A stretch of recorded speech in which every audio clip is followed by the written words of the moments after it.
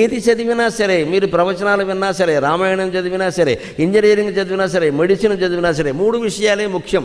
దయచేసి గుర్తుపెట్టుకుందాం. 1 అవగాహన, 2 అన్వయం, 3 ఆచరణ. ఈ 3 ముఖ్యం. పుస్తకం చదివిన దాన్ని అవగాహన చేసుకోవాలి, పరీక్షల కోసం కాదు, మన కోసం. అవగాహన చేసుకుంటే సరిపోలా. నాకు బాగా అర్థమైందండి, ఎప్పటి నుంచో రామాయణం మీద ఉండే సందేహాలన్నీ ఈ ప్రవచనంతో తీరిపోయే అంతవరకే. అప్పటికి నువ్వు 25 మార్కులు వచ్చాయి, నీకు 75 ఇంకా బాకీ. అన్వయం, సందేహాలు తీరడం ముఖ్యం కాదు. యథవ సందేహాలు, దేహం ఉన్నంతకాలం సందేహాలు ఉంటూనే ఉంటాయి. అలా మనం చెప్పిన విషయాలు నీ జీవితానికి అన్వయం చేసుకున్నావా?